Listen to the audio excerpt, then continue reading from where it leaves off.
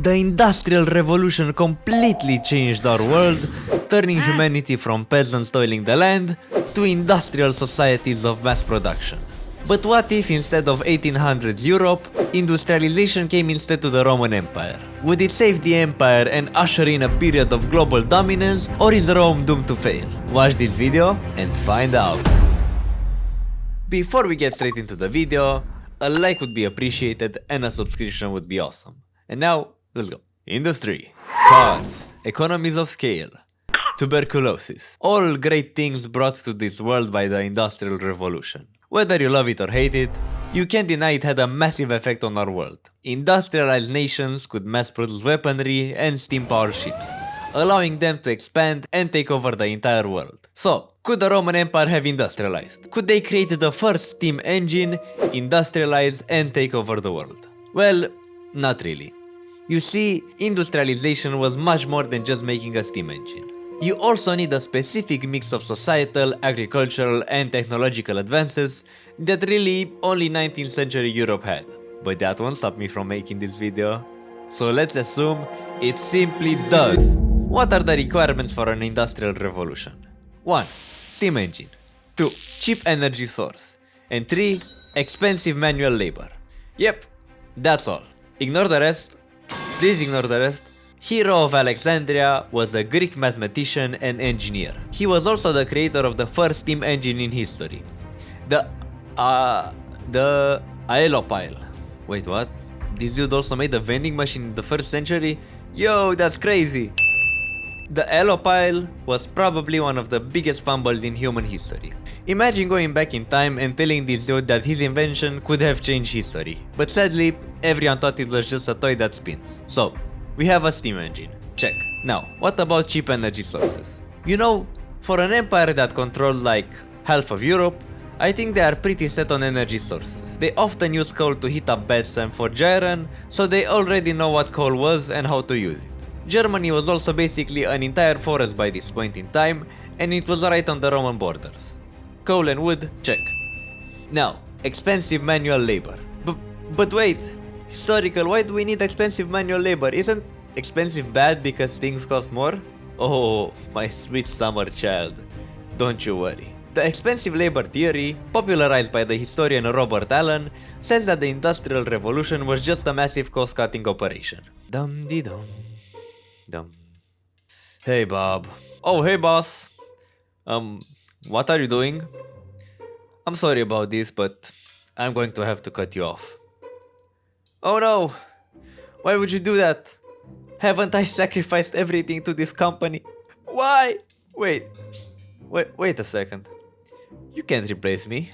I'm way too valuable to your company. Nobody can get water out of the mine as quickly as me. Yeah, about that.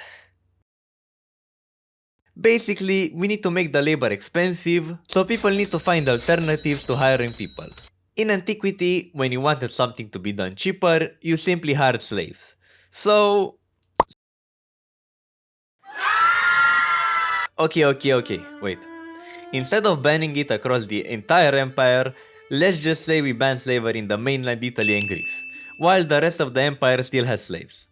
This ironically mirrors the British Empire, where the colonies used slave labor to send raw materials to Britain, where those materials would then be processed through British factories. Now that we have reached the point of divergence, what happens next? The Roman economy crashes. Much of the Roman economy, even if we're only talking about Italy and Greece, was slave-driven. Many businesses go bankrupt, former slaves would now flee to the cities in search of opportunities and jobs, the price of food skyrockets, and would have to be shipped in from neighboring regions. The first use of the steam engine appears therefore in one of these two regions as a necessity to increase productivity and replace manual labor.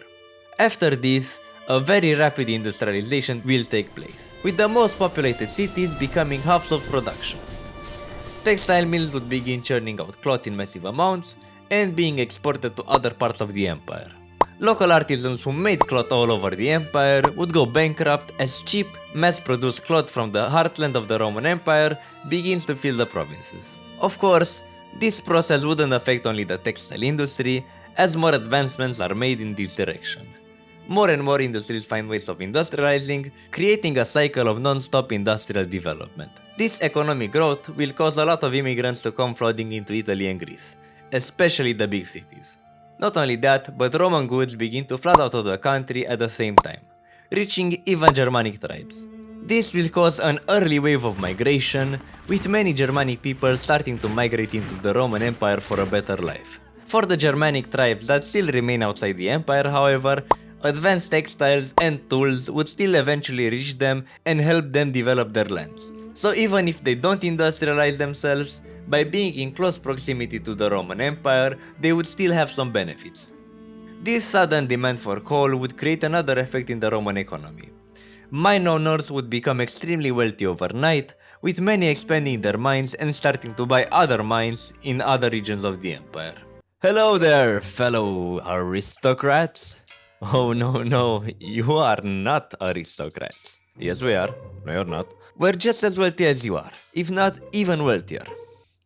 Being an aristocrat is not just about wealth. You also need to have class, status, education. Tell them, Emperor. The rise of the capitalist class from store owners and mine owners will pose a clear opposite to the aristocratic elite in Rome, and the Emperor will probably have a hard time trying to satisfy both groups. This isn't a problem this early on, but later on in the video, this rivalry between the old elites and the capitalists could even bring down the empire. Another important advancement for the Romans is the train. This would be huge.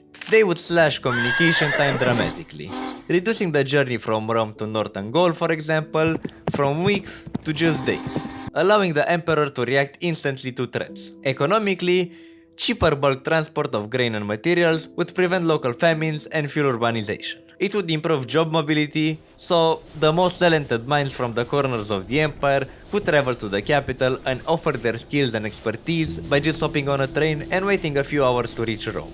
Trains also provide fast troop deployment that would secure the borders and crush any distant revolts almost immediately, maintaining stability across the vast empire.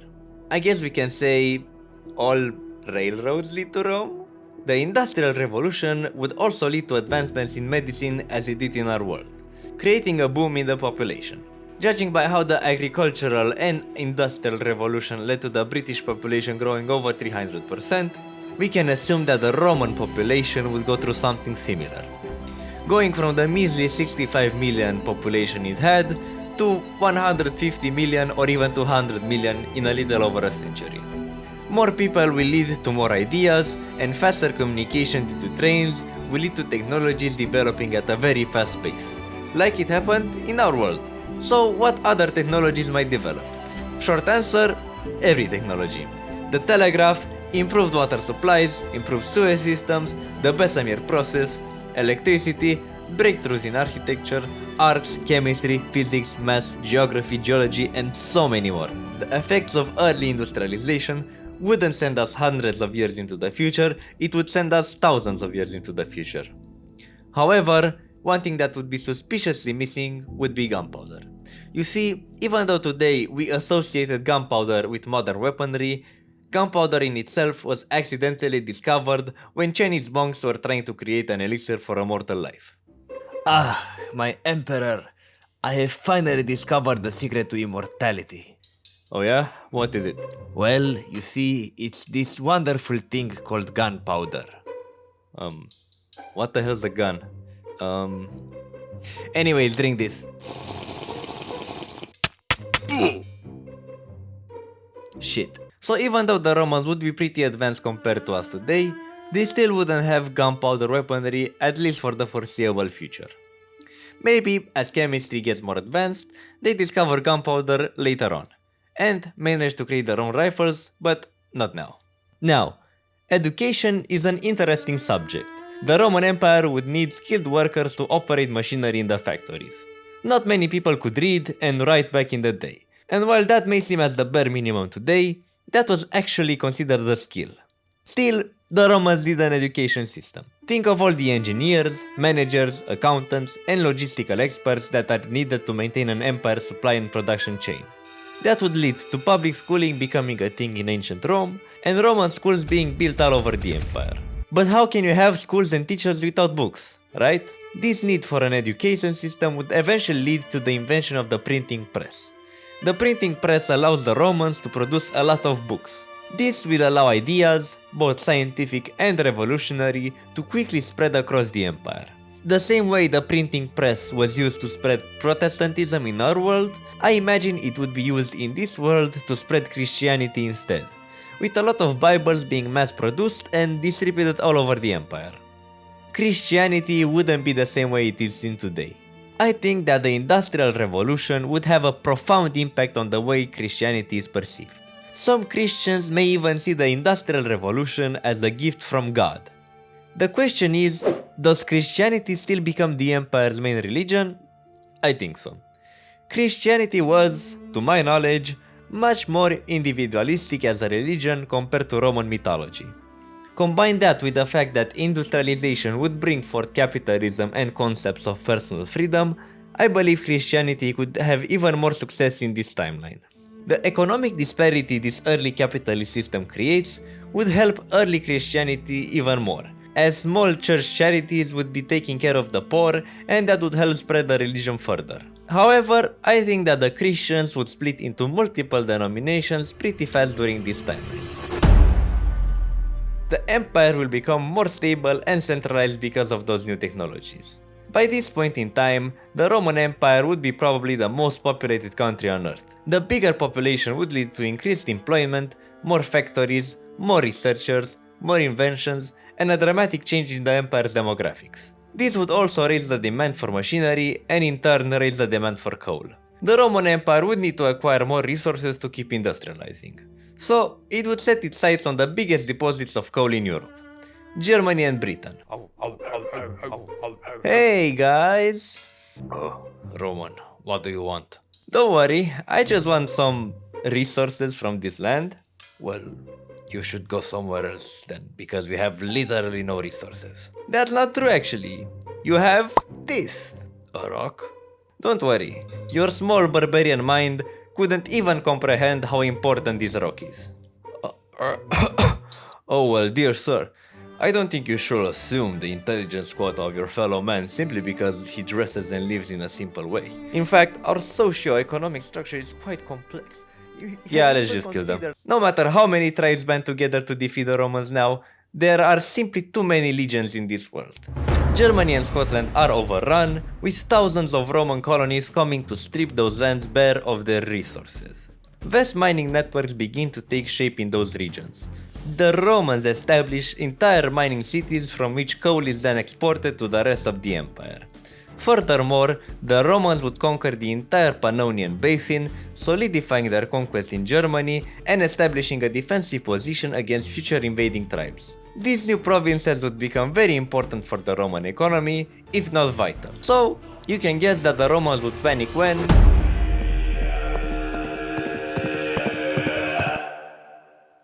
the Huns still arrive in Europe, but they wouldn't be able to penetrate into the Roman Empire. The empire of this timeline would simply be too powerful to be taken out by a nomadic tribe such as the Huns, especially since the empire would stay united by the time the Huns would arrive. I would much rather see the Huns deciding to cooperate with the Romans and pacify and conquer territories east of the empire in exchange for gold. Something similar to what the Russians and Cossacks did in our world. Fun fact, this is why Russia has Siberia today. This would make Eastern Europe a pretty interesting place, all things considered. Due to the Roman Empire's insane population, I think that many would venture out in search of new lands. Imagine this, a mix of Germanic natives combining with Hunnic and Roman settlers and establishing new frontier puppet states. They wouldn't be incorporated into the main Roman Empire, but instead act as the buffer states between the empire and the rest of Europe. The people of these lands would be speaking Latin. Since the Roman Empire would be such an advanced country technologically, it's only fair to assume that most nations around the Romans would slowly be learning to speak Latin. So it would become something similar to English today, with many people all over the globe learning to speak Latin. If we are on the topic of language, let's talk about minorities. The Roman Empire of this time was a very diverse place, with dozens of ethnic, religious and linguistic minorities. Industrialization would however assimilate these peoples. Because of urbanization, many people would have to move to the big cities of the Roman Empire, where they would have to learn to speak, read, and write Latin, slowly assimilating the smaller cultures around the empire. The new industrialized economy would, however, make its way into every facet of the Roman economy, warfare included. We could see military factories starting to pop up all over the empire, producing armors, weapons, and supplies for the Roman army, allowing the already efficient legions of the empire to become even bigger and now cheaper to maintain. This would give the capitalists leverage over the Roman government. I mean, they literally control the means of arming the entire military. Fast industrialization creates a new problem: angry workers. We might see an early version of communism appear. This would flourish in the big cities of Italy and Greece. These industrial hubs would become incredibly left-leaning compared to the rest of the empire. That doesn't mean that the only ideology in these provinces would be communism though. Most of the capitalists would be present in these regions as well, so we could see something similar to liberalism and libertarianism popping up in these provinces as well. In the rest, however, most provinces would be conservative-leaning, maybe some even opposed to industrialization, seeing how it decimated most of their economies and turned them into resource extraction zones. But there would be some exceptions. Egypt would still be the breadbasket of the empire, and as such would also benefit from new technologies and improved industrial tools. Egypt ignores the capitalists and the communists. Its economy is still run by peasants working on aristocrats' lands. This makes Egypt the last stronghold of the old school elites. Eventually, this new class of capitalists would challenge the old order of aristocrats. With the rising power of these factory owners, it is fair to assume that they would demand more representation in the government. Although I'm not sure they could get it in a country such as the Roman Empire. That means that tensions would keep building up inside the empire and eventually reach a boiling point. Do you know what that means? The Roman Empire fractures into multiple warring states, each vying for power. Out of all this chaos, a new Roman Empire would emerge. Not one ruled by an emperor or aristocrat, but a technocratic empire. The emperor would be more of a ceremonial figure, while industrial oligarchs controlled the empire. This would as well have repercussions, with many Romans, especially in the heartlands of the empire, would demand more rights, less working hours, and better working conditions. At this point, I wouldn't personally give the empire a lot of time left. By this point, the disparity of wealth would simply be too high, Christianity would be converting part of the population, and the empire would be seen as a corrupt entity by a lot of its citizens. The empire would most likely split in this timeline not because of a religious schism or ambitious generals, but instead by capitalists fighting each other. That would also enable some Roman generals to break free and use their religion to carve territories of their own. This would lead to many post-Roman states being created all over Europe. Some would try to reunite the empire, but it would be too late. Competitiveness would force these new entities to improve upon the advancements that the Roman Empire made. The states on the western coast, like the ones in our timeline, would be the first one to begin exploring the Atlantic Ocean and eventually discover America. But don't expect a full invasion. The Romans didn't carry the same viruses as 15th century Europeans. This means that the Native American population wouldn't suffer that 90% death rate. Considering this, I believe the Romans would establish trading cities on the coastlines and maybe grab some small territories here and there. But there would be no Roman colonized North America. Instead, the spread of industrialization from these European powers would enable the natives to form their own countries and economies. On the flip side, the Americans would trade various vegetables such as potatoes and corn. Potatoes alone would revolutionize European agriculture. Over time, new states or confederations would begin emerging on the border regions of the former empire. These entities would be fairly weak compared to the more developed former provinces of the empire, but they would still be valuable allies. Valuable allies against who, you might say?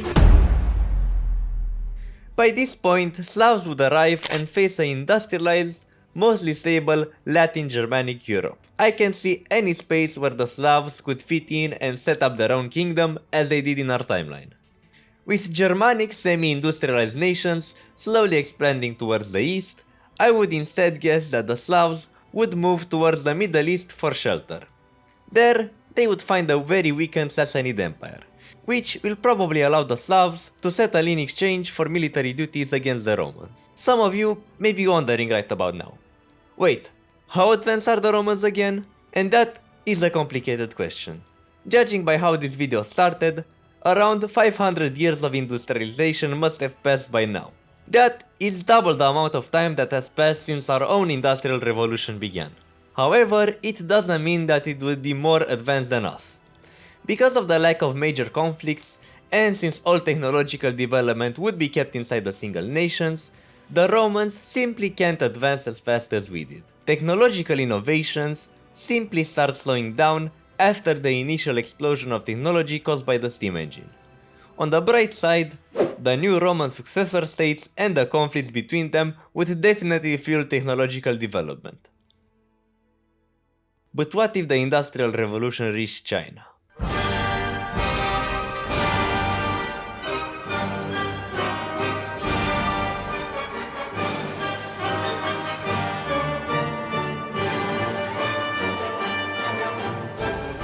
I genuinely cannot predict how this world would go down from now on.